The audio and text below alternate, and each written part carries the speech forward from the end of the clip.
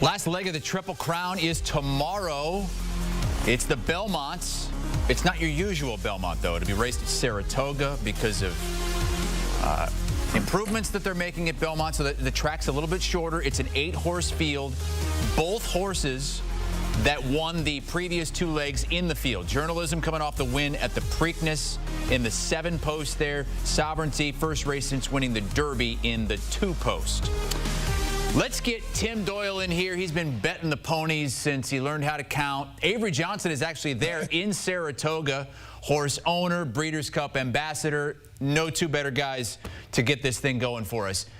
Avery, I'll start with you. You're there. Is this to you as interesting as a Belmont could be, short of Triple Crown potential?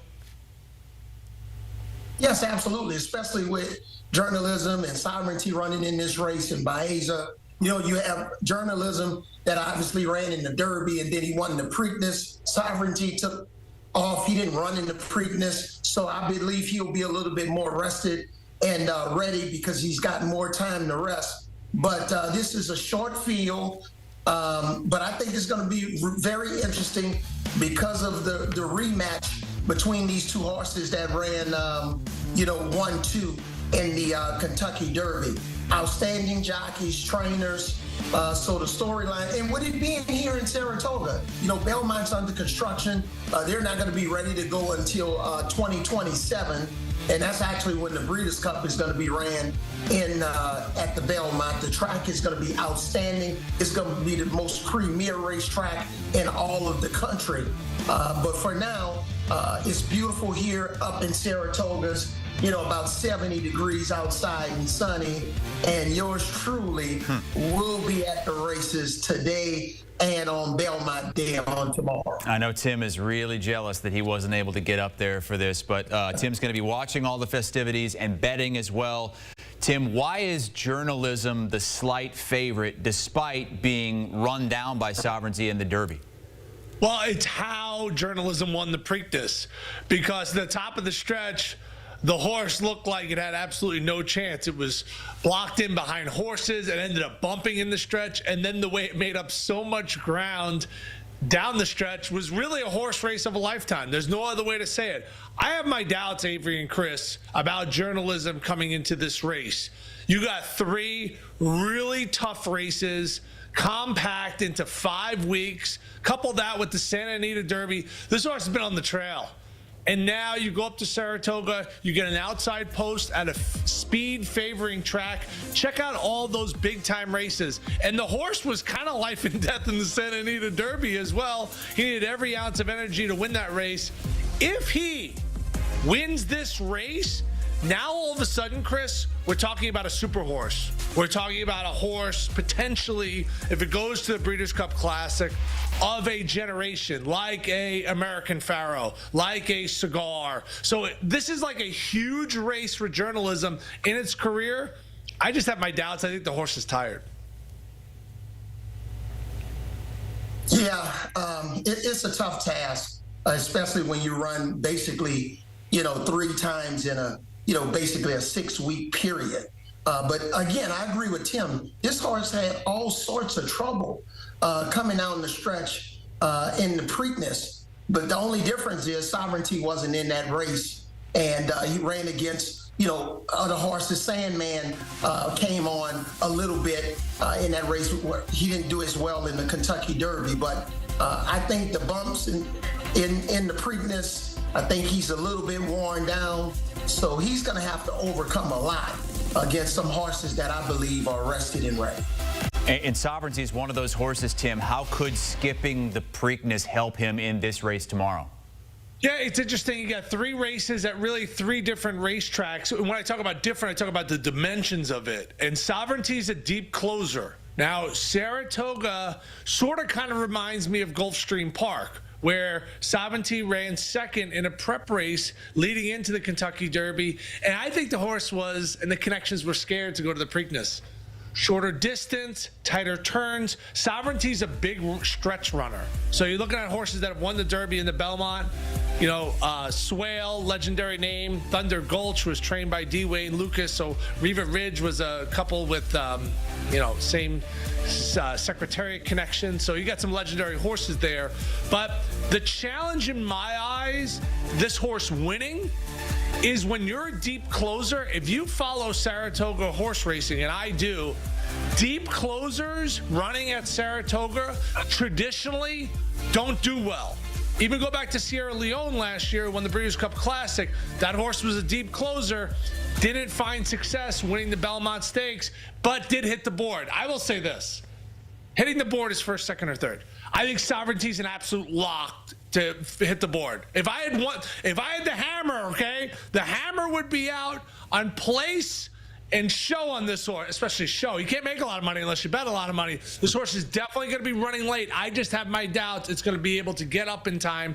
Shorter race, speed favoring track, not the best conditions. Some thinking this is going to be a match race because you got the two horses that won the previous two legs. But there are some other horses in the mix, and Avery, Bob Baffert has one of those, Rodriguez, who I don't think a lot of people are familiar with because he did not race in the first two because of a sore hoof. Does he have an opportunity to come out here and win this thing?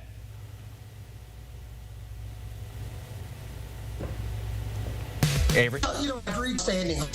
And Bob Baffert is a bit, I'm a little bit biased towards, because in 1997, my first Kentucky Derby, Bob Baffert won with a horse called Silver Charm. That was my first Kentucky Derby. Bob Baffert has been an excellent trainer. Honestly, he was on the sideline for a couple of years because he was on the trail. This horse, Rodriguez, is going to try to go from gate to wire. He's a front-running horse. He nipped out Grande in the wood up in New York City. But I think because you have horses that are going to be closing, he's going to try to.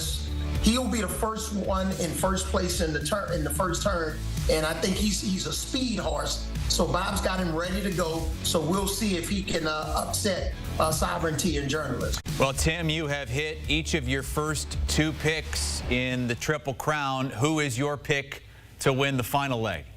Yeah, full disclosure, I had two Kentucky Derby picks. You can follow me on Twitter at TimDoyle00. So I had, there it is right there. I had Luxor Cafe. I bet these horses both to win.